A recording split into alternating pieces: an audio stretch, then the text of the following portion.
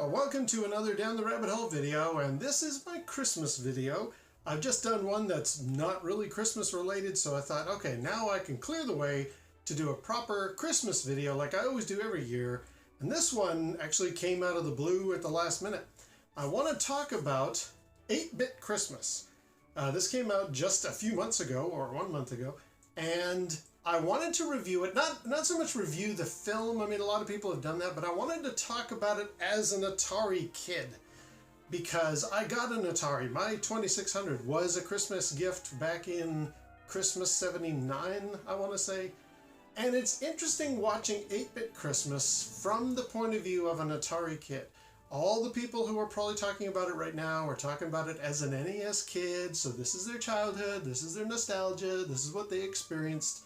And a lot of them love it, and I like the movie too. I'm not going to do too many spoilers. I might touch on like the first half of the plot basically, but there's a twist ending that I'm not going to spoil, so I'm going to say it's good. Check it out if you can. But I wanted to more address the fact that all these 30-somethings, maybe 40-somethings now, who are watching 8-Bit Christmas and thinking, oh yeah, I remember those days, man, that was awesome. I'm coming at it from the previous generation, the 70s kids, the Atari generation, and it was an interesting watch for me and my crowd. So I wanted to kind of touch on the movie in a few parts, and basically I will say I liked it, so if all you want to know is it any good? Yes, check it out. I won't give away too much of the ending. But what was it like to see this film from the point of view of an Atari kid? Because it was very different for our generation. So, in a nutshell, if you haven't heard of this film before, Neil Patrick Harris plays Jake Doyle. He's a 30, 40-something-year-old parent with a little girl, and he describes to her what it was like to get his Nintendo Entertainment System as a kid. Winslow Fegley plays him as young Jake in the 80s, experiencing an NES and what that's like, because he doesn't have one. It's the rich kid of the neighborhood who has one. I'll show you. I've had problems doing movie reviews in the past, so I'm not actually going to show footage. I'm going to show still screenshots here, because YouTube doesn't seem to like it when I show entire clips of films, even without any sound, so just doing screenshots. But I was really interested to see this because I'm kind of jealous of the NES generation, the generation that came after me, because for them, and I've heard a lot of people talking about this who are that generation, really pining for, do you remember what it was like to get a Nintendo and to be able to play these games in their entirety and rent from Blockbuster and all that kind of stuff, and all the kids in school were talking about it. That's something that never happened for me in my generation. We were completely outside of the bounds. So I thought it might be interesting to kind of skirt around the main plot, but talk about, the video game side of things from the point of view of an Atari kid who got his 2600 for Christmas. First thing that was different, of many, was all the kids in school wanting this thing. That was something that was very much a main plot line in this film. Young Jake is there with the other guys in school, and girls, and they're all like, oh man, can you imagine having a Nintendo? Because the rich kid in school has one, and he has this weird kind of, because he's a bit of a jerk, he will pick among a crowd of all screaming kids, you 10 can come in and play my Nintendo because I am that gracious. And these kids are killing themselves. They're running over each other, offering every possible thing they could to bribe this kid to let them in to play his Nintendo. And even in school, they're talking about, oh, can you imagine? What would it be like to have a Nintendo? It must be incredible. That didn't exist for me. Now, being the first generation, essentially, I mean, there was the Magnavox before my time and the Fairchild Channel F, but the Atari time, it was not anything like that. Nobody talked about these things. Nobody wanted one. It wasn't a proven concept yet. I was sort of trying to think, how can I describe to somebody in the 70s getting something like an Atari 2600 as a kid? what is the closest to that? And I came up with one that actually happened to me. It's like getting a microscope. And I got one before, I think 76 or 77. I got a microscope for Christmas. It's an expensive piece of highly technical, machinery, and it has a wow factor. Parents are probably thinking, hey, this will encourage my child to get into science or technology or whatever. But it's not like it had any thrills for the average kid in school. You go into class and say, yeah, I got a microscope for Christmas, It'd be like, so? And same with the Atari 2600. I got a 2600 for Christmas. Okay, that's all right, cool. I could play Space Invaders anytime I want. Awesome, cool. How much was it? Oh, about $250, which I think in 79 money, is that like $700 or $800 in today's cash? Like, it's like, whoa, wait a minute. You've spent $700 or $800 to be able to play Space Invaders? Forget it, that's crazy talk.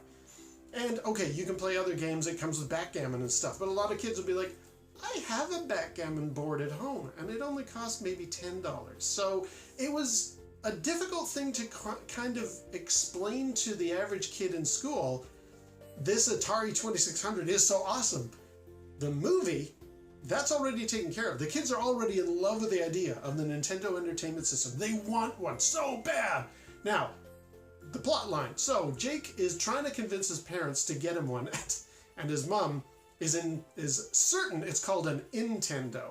She is somewhat bonkers, clueless about what is this thing, what is it called, etc. And that is kind of accurate to the Atari generation. I mean, Atari was a very easy thing to say, and I think people got it, but it wasn't clear what this thing was. Is it a computer? Is it one of those like TRS-80 things that I've heard about? No, it's not that. No, it's a game console. And others did come out. You had the ColecoVision, you had the Intellivision, but your average parent wouldn't have a clue. Wait a minute, you mean the television, not in television. That type of thing. That was very much on brand. I agree. In the film, when he's trying to correct his mom, no, it's not called the Nintendo. That was something I could kind of relate to. But what I couldn't really relate to is, okay, so Jake is trying to convince his mom or his dad, if he confuses her enough, she might say, yes, you can get a Nintendo for Christmas. And it kind of goes awry. So he's like, okay, I'll talk to my dad. And dad is like a woodworking, around the house kind of guy. And he gets Jake to help him with some of the tools and help holding the boards while he's sawing. And Jake is thinking, if I can get my dad on my case, maybe he'll get me a Nintendo, or put a good word in for that to happen, even though they're ridiculously expensive. That wasn't really something for my generation. We didn't have to convince our parents, because either you were gonna get one, either you're in that financial bracket, and my parents were not rich by any stretch. In fact, I had to contribute some of the cash myself toward the Atari 2600. So we split it 3 ways, and it was a very expensive thing, but it wasn't ever something you had to convince your parents to get for you, because like the microscope, it was just, okay, sure, it's a very expensive toy, I'll get you that thing, whatever, and it really didn't mean too much. In fact, Jake's parents seem to have a concern in their mind of, what do video games do to kids? Like, why don't you just go play outside? Now, what do video games do to kids didn't apply in the Atari generation. There was no idea of it being a bad thing. It had no negativity, any more than just watching too much television. Like, your eyes are going to turn square, you're sitting too close to the screen, which is ironic given how we all sit close to computers nowadays, but regardless. Yeah, the idea of video games being bad for you wasn't yet really a thing in the late 70s. The Atari generation there was never any concern about video game violence, which does come up in 8-Bit Christmas. But, you're talking bleeps and bloops and little tiny squares that barely look like people. So any idea of violence, you had Outlaw, where the 2 cowboys shoot each other from other side of the screen. That's about the closest to video game violence that the Atari 2600 crowd ever had to worry about. Parents didn't, no. It's like Pong. It's a thing going back and forth. It's very sanitized, and so therefore not a concern. But in the movie, the parents are like, yeah, I don't know what video games are going to do to kids. You're not getting a Nintendo. Not strictly a financial thing, but more what do video games do to kids? That was never a factor for us. But again, the counter argument that the parents use in the movie is go play outside. Go do outdoorsy things. That was something I could relate to very much. You're spending too much time on that console. Go outside. That was real.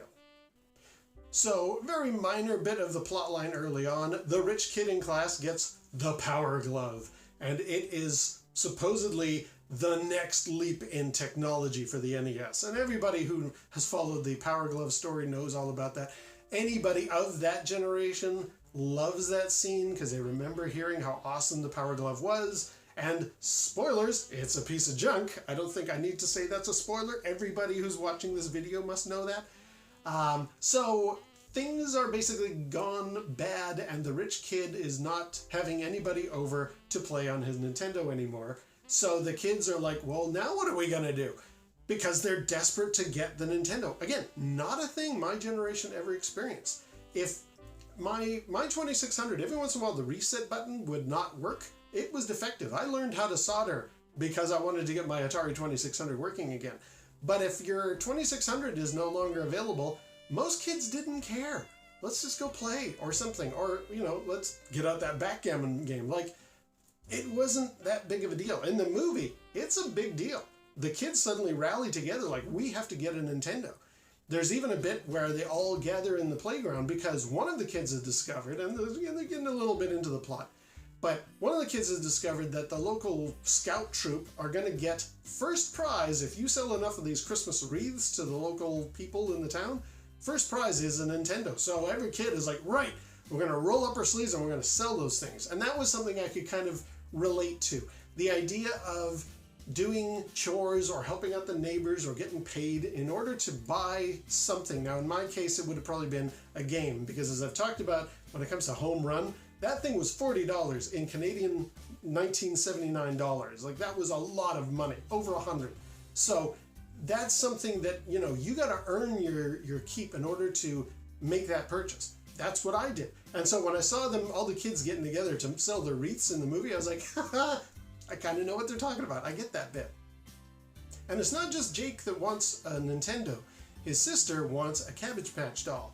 And that was, again, anybody who remembers that time, that was an almost impossible thing to find. They do manage to go to a shopping mall because his parents are going to get her the Cabbage Patch doll, but they're not going to get him a Nintendo. It's a bit strange. There is a scene in there that kind of speaks to what I was not thrilled about with this film. I mean, it has its flaws. It's not perfect. The dad is very much played, you know, slightly clueless and is also very snarky and a little too snarky. There's bits in the mall where like these Santa's elves come up and they're singing carols and he's really annoyed at them. And at one sequence, he's actually in a little race with Jake. I won't get into why, but when he's chasing down through the escalators and stuff, he takes one of the elves and he punches him in the face and he throws him over the side. And I was just like, okay, well, we're getting into like, I know comedy is played for laughs and there's a certain amount of like suffering that happens in a lot of comedy, but this one leans in pretty heavily. I wasn't thrilled with this film as being like, it leans a little too heavily into almost a mean-spirited joke in it, and that would be a negative that I have for it. I was describing to my wife, Will Ferrell films can be very good, very adorable, like Elf, but there's also those ones where it's like, I'm going to be obnoxious and I'm going to lean into it. You know, things like Talladega Nights or Old School, you know, it's like, okay, we get it, and can you move past that? And unfortunately, this film, 8-Bit Christmas, there's a lot of bits there where it's kind of like I'm leaning into the nastiness, and I was just like, I don't know that I'm really liking this film. This was the point. I had come in for the Nintendo and that generation and this discussion, and then around the midway point I was like, you know, this is sort of devolving into this slightly mean-spirited humor that I don't think I'm really on board with, but I won't go into too much detail, and I will say it got better in the end, so regardless on that stuff. But I do remember that scene where his dad throws the elf over the side of the thing. It was kind of losing it was losing it for me at that point. And it's ironic that that sequence occurs because around the same time, to show how there is a funny scene where they couldn't get the Cabbage Patch doll and they run up to the aisle, and there's a very humorous bit where like the guy who's sweeping the floor is just looking at him like, no, not gonna happen. You should have seen the carnage. That bit was funny. I liked that. There is another bit around there where Jake and his dad decide, okay, we're gonna get a Cabbage Patch doll and we're gonna go like into the black market territory. So they're waiting for a guy under the bridge in the dark. Regardless of the plot line though, I kind of had a little twinge of memory with that sequence because when he's sitting in there, his dad is listening to a hockey game on the radio, waiting for this guy to show up, and it's cold and it's dark. And it's just him and his dad. What do you talk about? And I do remember times like that myself, waiting with my dad in the car with the radio playing the hockey on, which I'm not a hockey lover, and I was just like, I guess it's a moment with my dad. Seeing that in the film made me a little bit like, that does take me back. I did enjoy that bit. I liked. However, then won't get into the Cabbage Patch plot line too much, but we go back to the parents are now having a discussion about video game violence again and how these are bad for our kids. It even makes like the parent-teacher association all gets together in class and says, we've got to stop this. This is bad. These are terrible things. They're ruining our children. Which, I guess that was a thing for the Nintendo generation, and certainly later on. Like, Mortal Kombat and stuff had started to raise eyebrows with a lot of lawmakers, like, whoa, there's a lot of blood and guts in this. What's going on here? That was never my generation. That was never our thing. We never had any of that to deal with. I recall thinking to myself when I saw the film, yeah, that would be something that the Nintendo generation would definitely watch and understand and maybe not have nostalgia for, but they would remember that was a thing. That wasn't for us, it was for them. Remember I said how the show sometimes leans into a mean sort of humor, or a lot of the jokes don't land. There's one in this sequence with the parent-teacher meeting. The main guy, who is actually the dad of the rich kid, is trying to get through the slides, and he's trying to get to the last one to show, look what happened and why the Power Glove was so bad and why we've banned our child from having the Nintendo. And they lean on that joke a little too much. Like, it's like, okay, I get it. You can move forward. Okay. Like, I was sitting there making notes and thinking, this is the part of the film I'm not enjoying that much. And so, yeah, there are parts of this film that really don't quite land correctly. I wouldn't recommend it from that point of view. My last foray toward the end of the film, and I'm not going to spoil the ending because it has quite a surprising twist, and it's really good. It works for me. Before we get to that, there is this idea, okay, various things have not worked out. We've got to get ourselves on a Nintendo. So the kids bandy together, they make a plan, and it's a pretty good plan. What I thought was interesting in the scene before the plan begins, and I won't spoil it, I won't go into that. What I thought was really interesting, the kids all sort of put their hand together like, the Three Musketeers. They go, 3, 2, 1, Nintendo, as their like cry of victory. Let's go, let's do it. And I remember watching that and thinking, no, that wasn't ever a thing for me and my crowd. Nobody went 3, 2, 1, Atari. I mean, now you can get great Atari memorabilia and things are awesome, but like, that was never really a thing. So that's as much as I'm going to touch on the plot of the film, because after that point, it gets quite surprising and very, very good. I do recommend it, despite my misgivings with the earlier sequences and stuff like that, and some of the jokes leaning too heavily into kind of suffering and not the kind of humor I enjoy. I would recommend 8-Bit Christmas, but it is very interesting to watch it as an Atari kid. None of this was ever a thing that we did or liked or pursued. It was never of any interest to us. So I'm gonna stop at that point, wrap this video up. I would really recommend, if you can, check it out. And certainly if you're the Nintendo generation, you're gonna love it. It's fine. That's my last video for a while, because around this time everybody's kind of busy with stuff and we're not going to really get a chance to talk much before the end of the year. I'll be doing another video in a week or two, So I'll leave it here, but I hope you have a good Christmas, a good Kwanzaa, a good Hanukkah, a good Festivus, a good whatever you do, Las Posadas, whatever you're doing. I hope you enjoy yours, and we'll see you again in a few weeks.